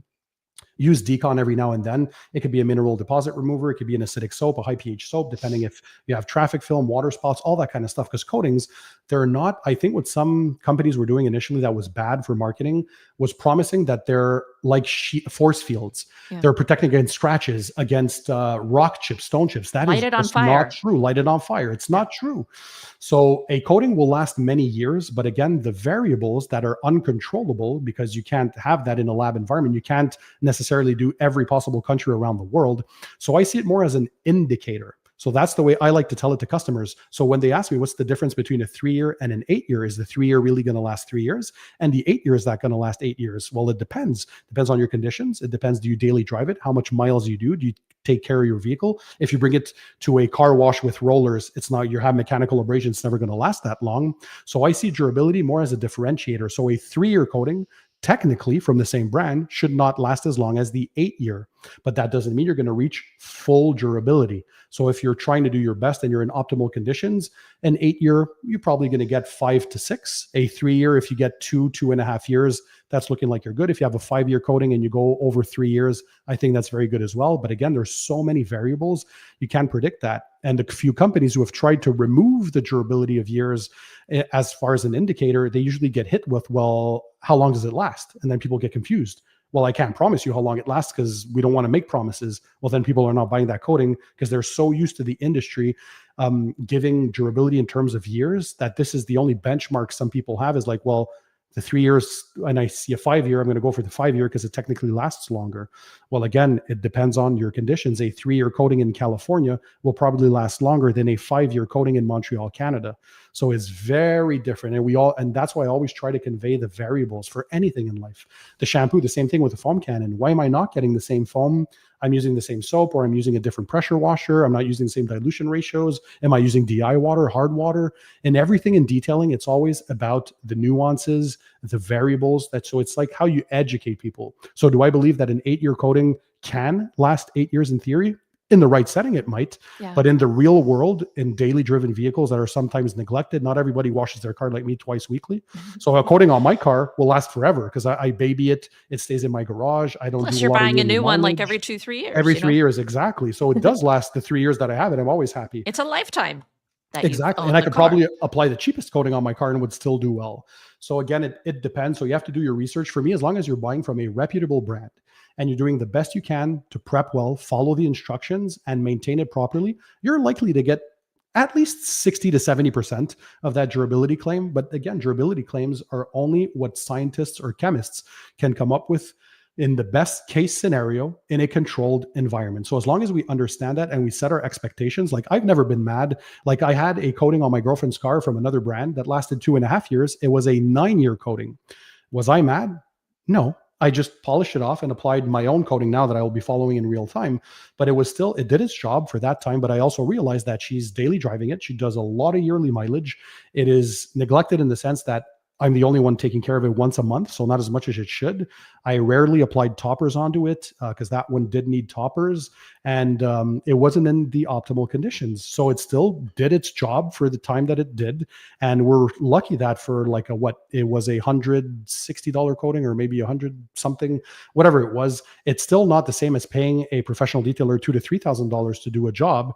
So if you can do it on your own and you had that for the amount of time and you're happy, okay. If not, move on to another brand. But at least in my head, I knew that because of the conditions we live in, there was no way I would ever reach 9 years. So when I hear that from brands, I automatically know, okay, 9 year, hopefully it can last 7 years in a more gentle environment, again, such as California on a weekend car, that kind of thing.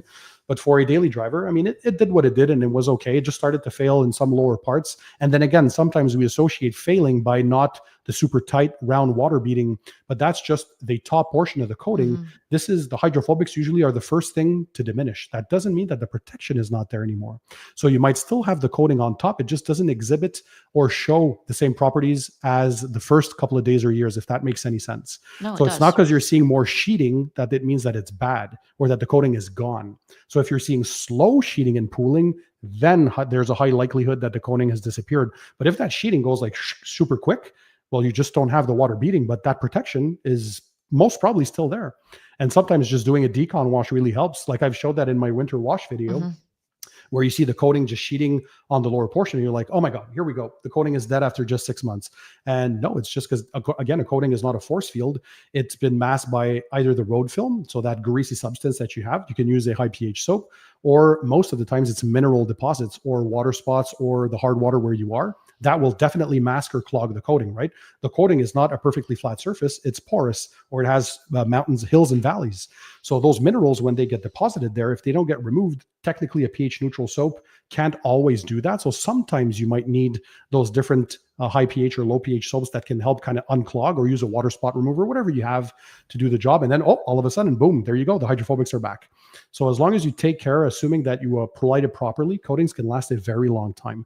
But again, durability is more for me an indicator of a difference between coatings in the same brand than really a hard line of an 8-year coating should last an 8-year coating. I'll say that for my coatings. They will never last that long if they're not in the appropriate conditions for all the variables that we mentioned about. So So if you, that was a does that make long-winded any answer. sense? It Yeah. makes total sense. Okay. I understand everything that you're saying. I think my struggle is if we understand that the average customer Yeah. is not maybe as skilled as a professional detailer. You're Yeah. making products that are easy to use, that a driveway warrior could be able to apply it on their home or on their vehicle. But if we are like, I think for me, the struggle is that I wish manufacturers, instead of, you wanting to use maybe different terminology, instead of durability, what was the word that you used to instead of using the word durability, like, Differentiator. yeah, a differentiator.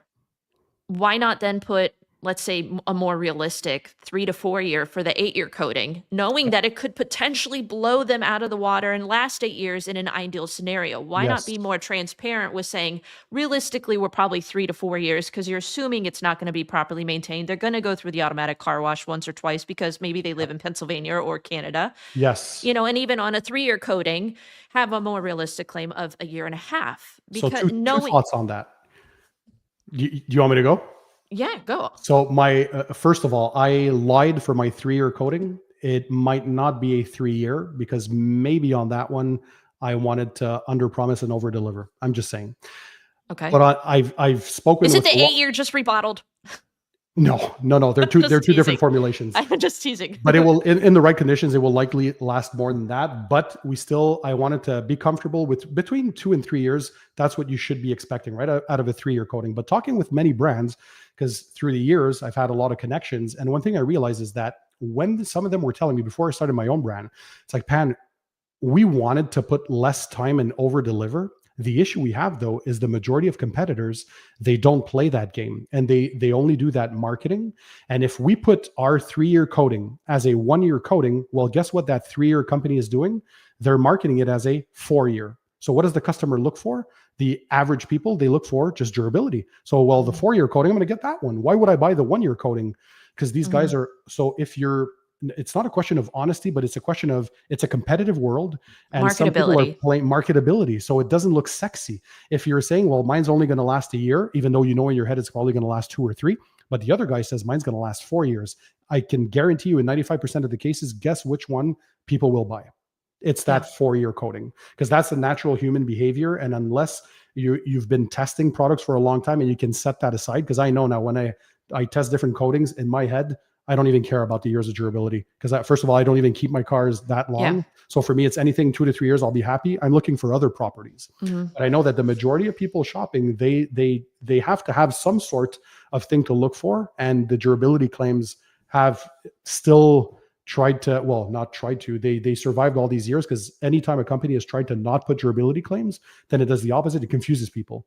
Okay, well, how long does it last? We don't want to tell you. Okay, well, I'm not going to buy it. Well, it lasts 3 years. Does it really last 3 years? I don't know. It's a very tough conversation to have. Do you feel like with the advances that have occurred in the industry and how much more durable coatings are, do you feel like there's a place for the pro authorized installer only coating I when didn't the want to go that consumer way. grade ones are just they're Killer. keeping up? Yeah, In what I I mean, want to in do some with mine places is they're exceeding. give the pro coatings accessible to everyone. I didn't want to have pro coatings only in the sense of having to sign up, having to be certified, having to Mhm. jump through hoops to get, no. Just give me the best possible coating you can make and make it accessible, because I feel that through education over the years on YouTube, people have become so good in applying these. We have to have more faith in consumers. We have to have more faith in the viewers. And I know, like my viewers, for example, they're some of the smartest ones out there. People who watch detailing videos, like your people as well, anybody who watches detailing videos, they are more keen and smart on detailing than the average person on the street who isn't even aware of what a ceramic coating is. So we got to have more faith in people. And as long as you make a product that is simple to apply, just give me the best possible version of it and make it accessible to everyone, whether you're a pro or a DIYer. I heard my viewers when they were telling me all these years, oh, but brand, that brand is only pro only. I want to apply it. And I heard that time and time again. And from professionals, I was hearing, I'm not going to sign up to that. I don't want to sign contracts. I don't want to go through certification programs. What if I want to change brand in a year? I don't want to be locked in.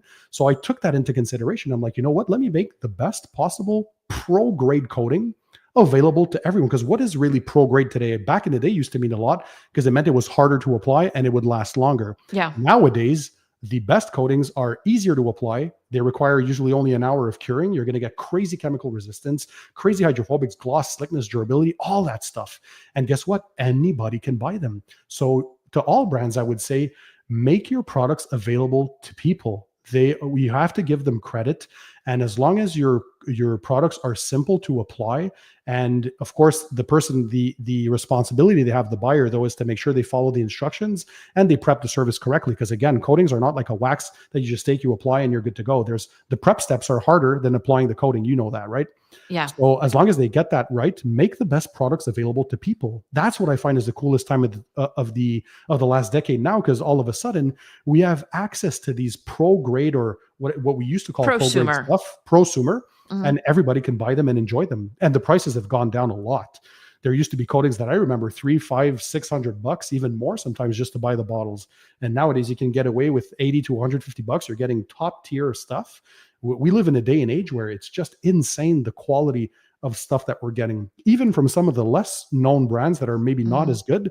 Well, guess what? Their ceramic coating is still going to last a few years because it's still decent. Yeah. I mean, when I first started detailing professionally, I thought that if I hadn't arrived unless I got authorized with one of those companies, and I got Ah, authorized with IGL. Looked into Opti, looked into Art to Shine, because I felt like no one would take me seriously if I was using a prosumer or, a consumer grade coating. And I mean, I got my feet wet with consumer grade. That's what kind of gave me the confidence. But after working with the pro grade ones, I really couldn't tell a difference. I think a lot of the times they were selling it for the support that you would get from the authorized installer company. But being someone who worked by myself at my home, I didn't really get that support that I was really looking for to feel like I was a part of something. And so for me, I just kind of abandoned it. Not that the products weren't good, but I found consumer grade, prosumer grade ones that were just as good, half the price. I Yep. didn't have to buy, like, buy into a pyramid scheme, spend Yes. so much money to even be authorized for the top tier stuff. Yep. They wouldn't even look at me for Kenzo because I didn't buy enough money of products. And I'm like, I shouldn't have to sell myself to you. No. Like, my skills should be the thing that you're looking for, not how much I've bought. And I was like, I'm out. And I've Yeah. I've never really looked back, at authorized installer. I have a couple customers that will say to me, do you have what are your top tier ones? I'll say to them like C6 Hydro, I'll say Art to Shine Nanographene V3, you're 8 year. Beyond that, I'm just like, at this point, Yeah. someone said earlier, you're kind of splitting Oh threads yeah, absolutely. over brands. Like Like now what? my top 5 of every category, or maybe even top 7, you're splitting hairs compared to if I just go back 5 years ago, my top 3, I could easily, very easily differentiate number 1, number 2, number 3. Now we're splitting hairs in points or fragrance or this maybe Bottle? more beating Yeah. or the label, or so that's how Yeah. good things have become. And that's what Yeah. I like about the industry is we should all support each other to push forward to make better products, but make them accessible to people. I want everybody to be able to enjoy this level of technology where before it used to be only accessible to pros. Now even a consumer can go online today, buy something, get it in a few days to their house, apply it, and have insane results. So like we live in that day and age now where that can happen. It's amazing. And Well, I'm and happy to be a part of that. I'm happy enough because I sometimes miss putting a sealant on a vehicle. I still will use it as like a drying aid or something like that Yeah. because I just miss the therapy of like actually Yes. going through the motion. Yes. Coatings have kind of taken that away from me. Drying aids have given it to me a little bit, but what I can appreciate is that I don't have to wet sand most of these coatings off. I can just do a quick zip and reapply if I want to. And yeah, it's definitely come a long way. I still think some of the OG companies, I don't know, I feel like the newer companies are more innovative and some of the older companies that are just digging their heels in saying, no, like we've got to stay with what we know. Yeah. They're kind of getting left behind. Yep. You see companies, and I don't want to necessarily name names, but it just feels like they're 10 years behind Yes. in the industry. And I'm like, you're not going to last very long. I mean, maybe they have a true following of people that will just still, it's just habitual. They buy from them. Exactly. But yeah, I mean, I applaud you guys for, coming out with innovative new technology. Your ceramic coatings blow my mind on my Thank car. you. I Yeah, I actually call them have, the crown jewels of my lineup. I'm a I big coating guy myself, so those were very important. Yeah, very, very impressive. So I know I don't want to keep you too much longer because I know we said, We're we good. were going to try to stick it to This is so much around fun. hour, an hour and a As long as half. people are not bored. Are you guys bored to death? Yeah, let us know. Eddie goes, name names. No, we're going to keep it about love, Eddie. Yes. Yes. I'm not a Positivity. troll. Um, so I asked this question last week with the girls, and it actually, I think, brought about some pretty good discussion. So I'll ask this of you. What improvements or changes would you like to see in the detailing industry? I feel like you have a good Ooh, pulse of what's going on with the manufacturer side now, especially yes. having your own brand, but also Yep. just knowing so many people. Yeah. Um, what would you think would be something that you would like to see change? So the thankfully for us, the regulations are changing, and more countries now are becoming more tough on the chemistry. And I want to see more brands jump into the no PFAS, no forever chemicals. Because as detailers, we often forget, and this is my lab background that helped me, is when I was in a lab and we all had these chemicals around us all the time, what were we wearing? We were wearing glasses, we were wearing gloves, nitrile gloves, we were wearing the protective vests, we had huts pulling all the fumes. So there was things around us that was helping us do our job in a safer environment. But somehow when I started looking at YouTube and detailing, I'm like, oh, they're using all these chemicals that are super bad for you, Yeah, you especially would 10, know. 15 years ago. And they're not even wearing gloves. This is crazy. That's why you're always going to see me wearing gloves. This is a default from the lab side, Hmm. but I always try to make sure people realize how important it is. Even the safest chemicals today, at the end of the day, they're still chemicals. Your skin on you is your body's biggest organ. Skin is an organ, a living, breathing organism. If it's on you, we say in chemistry, it can be inside you. So you have to be careful and mindful. If you have to wear glasses, wear them. Please at least always wear gloves. You never realize the stuff that you're dealing with. Even the best coatings in the world, even my own, right? They're free of any PFAS, no forever chemicals. But you have to still keep in mind that chemistry is made to last for many years for a semi-permanent form of protection on your clear coat. It can resist chemicals. It can resist through the elements. So imagine what it can do to your body. So you want to be careful. And so I want to see more brands follow more of those strict rules. Anyways, at one point they will have no choice because it's going to be the law. So the newer brands were able to start off with these laws and regulations in Hmm. mind, but hopefully the other companies are going to adjust as well.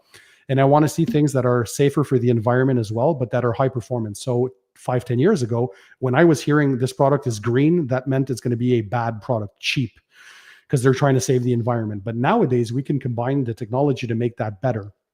And another thing, important to stay healthy. That's right. Ethos Car Care. Tim, great guy, great brand, by the way. So another thing I want to see is maybe the inclusion of AI. I see AI everywhere. And I don't want to say too much, but one region where I could see it definitely help is a scanning tool. One thing I see people struggle the most with is paint correction. So we're always struggling to find the right combo, right? The right Oh, compound, the right yeah. polish, the right pad. It depends on the paint. Sometimes the depth of the Do clear you coat ever you have to work struggle with with. that?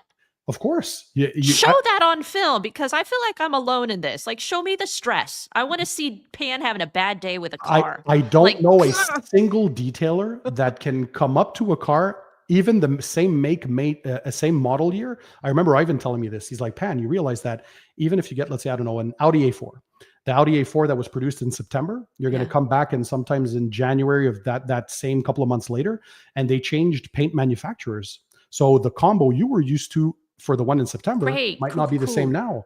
That's why you have to do the test spots to I figure hate out. Audi paint. It's so hard. German paint is very hard. It's Yeah, but so rock hard. it's harder to mar, but when it is marred, well, It's then it's easier for harder the to correct, customer, right? Yeah, not for us. exactly. So to have a tool that with AI technology that will help make the decision process a lot quicker. That would be So a cool. scanning of the paint that would be identified with a make, year, model, type of paint, whatever it may be in the data bank, and then see what you have in your workshop for compound, polish, and pads, and have the AI kind of say, well, through experience, this is what is going to get you the best results in the less amount of time, and then you not have to go through 20 different test spots to kind of get that right. So I do see AI coming into the detailing world in many different ways. You ever see that meme where, or it's the cartoon where he's like, "Shut up and take my money"? I'm pretty sure like half the Oh, detailers in this chat oh would be yeah. like, "Yeah, I would buy that." Anything that makes you more efficient and more profitable, hands down, it's you see it as an investment and not as an expense. I've done a couple videos where I actually try to show that process of figuring out with the test spot. I've had a couple where I am flat out almost in tears. And again, I'm more emotionally raw. Maybe that's why they've seen those videos of me becoming unhinged and they're like, we're going to walk away from the keyboard. She cannot handle us today. But yeah, I think that would actually be pretty cool to see something like that. I don't know how it couldn't take into consideration the person holding the polisher and the pressure they're applying and things like that. But can you imagine if your product was on that list as like, this is the winning combo for Dodge paint? And I see CS Auto Tech and Detailing. He says, unless Pan hasn't done GM Black. Oh, yes, we've done GM Black. And if you guys have Prove seen the it. videos I did with Eddie, he had a GM Black vehicle for all the demo shots that we did for the Clean by Pan. And like, Eddie, really? You had to get GM Black? I was like, this is some of the worst, dude. We want We to want show to how good see the if you're an products actual are. detailer. So that car was in a horrible I'm pretty state. sure Eddie said you were sweating a lot, but I don't think it was because of the paint. It was probably because it was so hot. It was disgusting. Yeah, there was no AC in the garage, so just fans blowing. Shout out my man Eddie. We were sweating a lot. Yeah, but it My was such good times though. That was fun. When my husband was looking for a truck, we bought it during COVID, and it was really hard for us to find any vehicles at that point that were quality. Yeah. And we had to go beyond Harrisburg to get this, which is like 45, 50 minutes from us. But we're looking at all these used trucks. And as a detailer, I'm looking at that. I'm like, there's rust on the under the body. There's cigarette burns in the seat. You want to spend $30,000 on a truck that has 60,000 miles and burn holes in it? I was like, nah. So we look over and I see this 2020 Chevy Silverado, RTS black. And I'm like, no, no, please, no. And he looks at it and he's like, I love it. And I'm like, oh God, it has been my nemesis. Yeah. Oh, My kids constantly closing the door using like the middle of the door panel when it's completely covered in dirt and there's just like micro scratches all over it. And I'm like, honestly, it's been therapeutic for me to learn how to just relax and not be so consumed with scratches. Like I've actually just been able to enjoy the car now. Like I used to one cool obsess thing over that it. I found for that is, shout out to Ivan LaCroix. So when he saw my Cayenne, right, he's like, I don't like people touching my doors either. I'm very, Don't let I'm my very kids gentle, near right? your car. So they would destroy it, right? So he's like, hey, you should get this company in the US. They make these little, I don't even know how to call them. Ivan, if you're there, remind me the name. It's like a thing with holes for your fingers that you put inside the door jamb.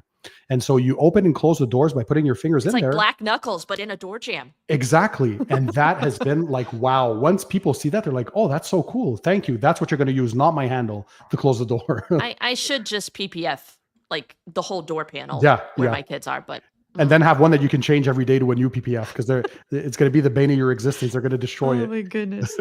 So what questions do you guys have for Pan before we go? Because I feel like we need to wrap this up. I know we have a couple starred questions here. EC Details, Eddie wants to know, when his labels and bottles were different colored, dude went the last samurai. What? What does that mean, Eddie? Is he drunk? When his labels and bottles we need to have were a translator color? for half of the things that he says. Wait, ask Pan when his labels and bottles were different color. Dude went the last samurai. I'm gonna assume that when they weren't right, you like lost your lid. Oh, for me, every detail is so important. Like I remember getting to Eddie's place and we didn't have the final production bottles. So we had to manually apply labels on the bottles themselves. They weren't quite the final color that I wanted or the final render. We had a bit of bubbles because I was hand applying them instead of the machine at the lab. And I was freaking out because I like everything to be as perfect as possible. And we had a crazy laugh with that. But Eddie knows I have very high standards and I expect a lot from everyone around me. That's just the way I am. I want to give the best to my viewers. Did you swear like a sailor behind the scenes, like chingy blingy? I cuss like crazy. Do you really? Oh, like a machine. Like even Eddie at was point. Do you say pardon my French before you swear? No, it just comes out naturally. And at one point, he's like, "You can't say that around here, Pan. My daughters are there." I'm like, "Oh, what did I say?" And he's like, "You cuss like a sailor." Really? I'm like, I don't even notice it sometimes, right? So yeah, I have to get better at that. I honestly, I feel like swear words nowadays are like, just to give you some context, I grew up Baptist. And so my parents were the type that if I said the word crap, it was like a swear word to them, you know? And so not anymore. But now we're in the, day and age where I feel like the F word is just become like an adjective. Yeah. Everyone just says it. Yeah. And sometimes you just feel good saying it. But I try not to do it on film, but every now and then it's the only way to adequately describe how I'm feeling. And when my kids will watch a video and I'll be like, this thing is a pain in the ass, they're like, you swore. And I'm like, it's the only way to describe it. So let's see. Becca wants to know, who in the industry haven't you met is on your list to meet? Ooh. Wow. That is a that says something that you can't think of anyone. No, that's it. I've met pretty much everyone that I really, really wanted to. Who in the industry? Are they? Do you mean Becca, a YouTuber, or somebody like in a brand, or? I don't know. Pan, would you travel out west? Of course, I always do. Yeah, I like, especially the U.S. I like the U.S. a lot. So I've been to California. I want to go. My brother and I want to have a brother's trip to San Diego. I've never been there. But on the west coast of Canada as well, I've been there. Vancouver. I went to British Columbia. I went to Alberta, so Calgary, and all those. That there's such beautiful places all around both countries. I think I like Europe a lot as well. I like to travel. My girlfriend loves to travel all around the world. When I first met her, I was like, traveling, it's not really for me. Like, what do we have here? Souvenirs. Like experiences, right? And now today, I just can't get enough of it. I can't wait to the next trip. I went to Japan in September. That was amazing. So I like to be in a different place, different environment, try the local food, meet people, see how they live. It's just experiences that stick with you for the rest of your life. Well, here you were saying at the beginning of the episode that you struggle with balance. It sounds like you found your balance when you get to go on these vacations. It's the only time That's the that I reward can for all the truly work. disconnect. Exactly. I have to physically be taken out of my home to not be able to work, to like kind of find a little bit of peace. So I like If to only you travel. could do it in a more less expensive way. Yeah, if I could do it here in my house. Eddie wants to know, what's your favorite rap songs lately? Do you listen to rap? Oh, yes, that rap is my main thing. That's what For usually gets me like, real? what? Oh yeah, look at, and just to show this, let me pull my playlist. What'd you Uh, think of that halftime show? no, it was not for me. I couldn't So you're understand not anything he was that kind of saying. rap. No, I'm more gangster rap actually. So this is, I don't know, can we see this? This is my playlist that I've had recently, and my favorite song, and this is one that we played a lot where we were in Vegas. "Damn" by Youngbloods. Eddie and Jamie, they know what I'm talking about. Shout out to all you guys.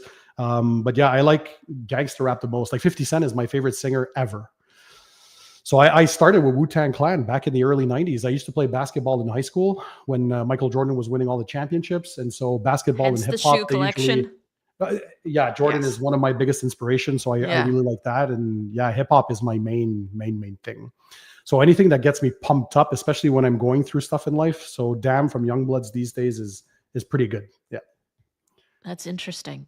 I would OG. not have pegged you as a Snoop Dogg, gangster Dr. rap. Dre, you name it. See, NWA. I was a, I don't know, 15-year-old white girl listening to like Ja Rule, thinking I was, something cool at the side of the pool like this. He was very popular at one point. The guy was I just pretty liked good. his voice. It was pretty awesome. Yeah, but that deep voice. Yeah, that's DMX, all those. raspy. Of course. Yeah, hip I hop would is not my. know that world. You talk to me about, I listen to either like Sabrina Carpenter or smooth jazz or Okay. like Brian Culbertson, which is like a jazz piano player, or just anything I can sing to. Well, I have Uh, my hi-fi side because I like high quality music as well. So I'll still put on like the Nora Jones. I'll pull out some old classics with some nice Diana Krall, nice voices to soothe yeah. myself. But the Yeah. main stuff I listen to when I detail is always hip hop. Well, okay, let me ask you this: what type of genre of music did you think I was listening to before knowing that I listened to hip hop? Not country. Okay, Honestly, techno. I see you like, okay. I don't know. I never sat down to actually think about what kind of music genre I just I asked didn't this to think a few gangster people rap. sometimes. They're like, I thought you were listening to classic music. I'm like, classic? Why? They're like, well, you're so professional I and could see serious when that. you talk and Yeah. regimented and organized. I'm like, okay, Metered that makes and sense. regimented. Yeah, They don't see definitely. the cussing side of Pan. I cuss, yeah. Oh my gosh. I need to see some blooper reels from you though. Like Okay, I can make that happen. just, and maybe every now and then just showing me when you're struggling, because it looks like you just know exactly what to do in all of your Well, no, videos. it's not struggling in the sense of not figuring out. It's more taking the time to find the proper combination. So after like 27 years, usually I kind of know where I'm headed. So the choice is kind of down in a window, but just picking one like this and knowing you're going to get 100% result, that's almost unheard of unless you've had tons of experience with one specific car of one specific make and model of the same year kind of thing. And even at that, they can change paint type sometimes. But there are still some classics that you go to. Everybody has their go-tos that will get you 90% of the way there, right? Because not every customer is paying or wanting perfection, because that comes with time, and it means the service is going to be more expensive. So sometimes just a one step is more than enough, and it'll get you a good ways there. Well, 99% of the time, that's more than sufficient. I Yes, rarely have a I agree. customer say, "Can you do a two-step?" Yeah, I just, if they don't know, and not only that, but if you, it's all how you educate people. So you have to Mhm. make them realize as well. We want to preserve clear coat. There's Yeah. only a finite amount that you have on there. You're not going to polish that 1,000 times because you're going to have none left. So we're trying to preserve that as much as possible. And usually, the majority of people will not be there with inspection glasses like you and I do, because we do this, and that's what I expect from myself. But the majority of people, they're like, I'm looking at it from 6 feet behind, and it looks stunning, and Yeah. that's what I want. Okay, well, maybe a one step is good for you, and you have to explain the different steps to them for them to understand. When I first started paint correction, I almost felt like I had to apologize to customers if I didn't get every scratch, like Yes. justify it, Oh and they yeah. didn't see it. They didn't like Nope. notice. They were like, "Oh my gosh." And so like even when I would have a couple and I'm like, I'm sorry, we only got 50% correction." They're like, "It's amazing." So I just really quickly learned like that is not the priority for customers. They No. just want it shiny. Shiny and protection. I That's think it. you touched on it, Chelsea. For the I think the majority of new detailers struggling to be profitable when they start off is they so want to be perfectionists Mhm. and to over deliver that they'll spend twice the amount of time, but at the end, like you said, the customer doesn't see the difference. They think Ivan the did a fun customer experiment on his channel when we went to his event in Omaha at their DIY detail shop in late August. So Mhm. he had one car half detailed by Nick, using taking more time traditional methods, and the other half was done by Ivan. So he didn't tell us YouTubers that went there who had done which side, and he said, can you guess which side was done with the old school methods and which side was done in half the time with more efficient methods? And three of us voted Ivan's side and three others voted the other side. So even discerning detailers could not necessarily see the full difference or the intricate details. So imagine the average paying customer. Do not over deliver, especially if the customer isn't paying for it. If the customer is paying for you to do perfection, Mhm. absolutely do it. But this is where you have to find the balance of, I have to deliver exactly what the customer is paying for, all while doing a great job at it. But the majority of people, even a one step, it's going to blow them away. If you have a car that has heavy oxidation, swirls, and scratches, and you do a proper one step, it's impossible that they won't be blown away. They're going to be like, wow. And then you Well, show them a water beating with a protection, done. Well, and it's disheartening when maybe, like I did early on, you perfect the paint or get it as close as possible, even if you're giving away time and money, Yeah. and they bring it back a year later and it's completely buggered up again. And you're like, why did I do that? Yeah. You don't care. You No. you don't respect the integrity of the clear coat, they Yeah. just go through a convenient automatic car wash. So that's yeah, it definitely like you start to see things a little bit more differently after you've been doing this for some For years. time Yeah. and you realize, focus on what's important, giving the Yep. customer, like you said, give the customer what they're paying and don't give it away. I said it in the Oh women's yeah. podcast last week. How many times I gave work away for free, not Yes. knowing that if I simply told the customer, this is what you need, it's going Yes. to cost X amount of dollars, they would say, okay, let's go for it. I got money. Yep. I instead of me just it's the nice thing to do or it's the right thing to do. Like, why is there a right thing to do as a detailer? It's like we almost have the doctor mantra of do no harm. Like we And feel like yeah. we can't touch a vehicle. We have to have 10 buckets and 30 mitts and all this stuff. And we go into like this overkill zone when I'm like, at the end of the day, it's a car. Like it will And it be gets worse okay. when you're on social media and Mhm. what did I want to say about that? Yeah, it gets worse when you're on social media, because if you look at, for example, Phil Miranda, one of my friends, Phil Miranda detailing channel, Mhm. professional My detailer friend with his too. wife. So they're amazing detailers, right? And he talks about this often is, and I can say this about my own videos, when professional detailers say, okay, I'm going to try and model myself after what you're doing, Pan, I'm like, don't always do that, because don't forget, when I'm doing videos, these are the customers that are paying for perfection. And when I'm showing you that the car is like 95 to 100% perfect, and I'm showing you the inspection light and the paint is pristine, and I don't want you to set that as the standard, because that doesn't necessarily mean that your customer will be paying for that level. Don't put yourself in a position where you're going to have to work for 12 hours, but only get paid for 2, because you're never going to be profitable and the customer will never see the difference. So be very careful when you're seeing these videos where we chase perfection. These are made to show what is possible when a customer is paying for that level of perfection. Or if I wanted to show something on video, this is the pinnacle of what can be done. But that doesn't necessarily mean that this is what you're going to be doing on a regular basis for the average person just paying you, I don't know, $500 for a job instead of $2,000.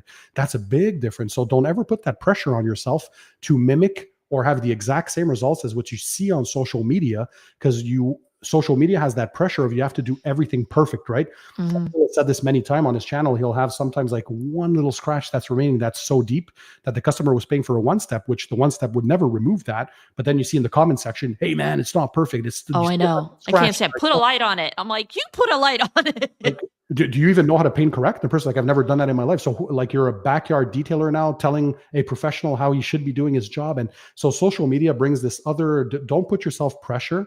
Just do the best job that you can. And again, have this conversation with the customer and see what they're paying for, what they want. Set their expectations as well, so that way you're not chasing perfection for no reason if you don't have to. So it's tough, social media, because it brings, yeah, you feel like you have to need 32 buckets to wash a vehicle. You feel that you have to always do perfection when when you're detailing a vehicle, and it's just not the reality of the majority of the detailers who have to work and do this for their living. It's not the same pressure. It's not, the deliverables are not the same. The customers don't want that perfection all the time. They don't even know what perfection is. Well, fortunately, they have someone like you to be able to show them the real way, a sane way. I feel like you're very practical in your approach. As big as your channel is, and even though you have your own product line, I don't feel like you're out there pushing products unnecessarily. I You still know, talk about other people's products because for me, yeah. it's like I said, I'm all for brands just being positive and making good stuff. And at the end of the day, people benefit from it, whether they buy my products or another brand's products. I would just want people to be happy and to enjoy what they're doing. If you enjoy detailing your car, it's going to be soothing, relaxing, and that's when you're going to have fun doing it. It's when you remove the fun out of it and you make it too much high stress and pressure, Hmm. you're not going to do it. You're not going to take care of your car. So Well find a said. brand that you like, find different products that you want to try, find brands that you want to support, people that you want to support, and just enjoy using the products. Well said. I think that's honestly just the if there was a story of detailing, that would be the summary right there. Yeah. Well, for those of you that want to try out some of those amazing products that we've talked about and that Pan was alluding to, we're going to be doing a $50 Thor gift card giveaway. Let's see. If I were to have a question, you got to make sure that you've subscribed to the Thor YouTube channel. And secondly, in the comment section, not the live chat comment section, but the actual comment section outside of the video, I think a good question to ask is, what time does Pan work when he is doing detailing? Like the starting time to the ending time, what time does Pan normally work? If you guys remember that, you win Or a let me $50. give him option number two, maybe an easier one. Okay. Oh, I like card. Because we didn't say it in this video, but we'll see who might know the answer. Just what's the name of my girlfriend? What is her name? I know it. I actually wrote it down because you said there was like a unique spelling for it. Yes, that's right. Yeah. All But right. as So long if you as they get it, guys it's fine. If you guys know the answer to that one, maybe you get a bonus gift card. I don't know. Maybe we'll be very giving. Maybe we'll have two winners. I don't know. We'll see. I'm just giving away money. This is my own money. It's not Eddie Poor or Eddie and Jamie Jamie are giving me freaking money. out. No, it's my own. I'm Oh, giving it wow. Cool. away. I coordinated this with Jamie. So, Oh, I see uh, some people already had the answer. Boom. But that's not where we want the answer. yeah, it has to be in the comment section Yes. outside. But anyways, Pan, honestly, super long episode, but Thank I you. loved every second of it. Same I here. feel like Same here. I got to know you a little bit better. Every time I talk with you, it's always a joy. So fun. It's refreshing. So thank you for taking the time to My share pleasure. with us a little bit of who you are. I'm excited to see where Clean goes, where your content goes. Hopefully you're not going to go away. No.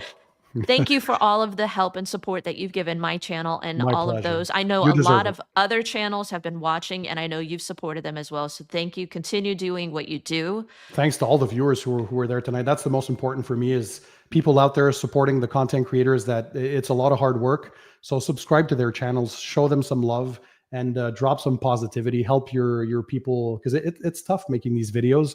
And as long as we have that love and support, we're going to continue being there for years and years, hopefully. And let's Well, do this again in the future, Chelsea. I would love it. I'm excited to see what your product line has coming out, and Oh, I lots will to come. review it. I will review it better. I will do better, Pan, next time. You did a great job, though. That ceramic coating, I think you were blown away by the I hydrophobics. was. I It's was. really good. Yeah. I think I have some more I'm actually working on content from like last fall. So I Okay. have more content with your stuff coming out soon. So everyone stay Awesome. tuned for that. But next week, we're going to have let's see if I can get rid of the comment that is up here because it's stuck. Give me a second, guys, because I want to show this. I didn't mean to start that. Where is it? It is, oh gosh, hide current content. There we go. Next week, we are going to have Adam from Drago's Detailing. It was there. It just was a ticker. I didn't see it there. Boom. I'm excited. We're going to have him and a special guest on, so make sure you guys I come met for Adam that at one. SEMA. Great guy. Yeah. Now, Pan, if people want to find you, if they don't know where you're at, where can they find you? Pan the Organizer across all social media, but definitely YouTube. That's the main place. So Pan the Organizer on YouTube, and of course Clean by Pan the Organizer on the cleanbypan.com website for the products, or on the House of Rags, which now is like, I'm so proud of these guys. We went international. So USA, Canada, and then Puerto Rico. We're in all of Europe, the majority of Europe, UK. Insane. Australia is coming soon. Japan is coming soon. Brunei is coming soon. What else? There's so many. So the future is looking amazing. So we're happy to get the products in the hands of many people around the world.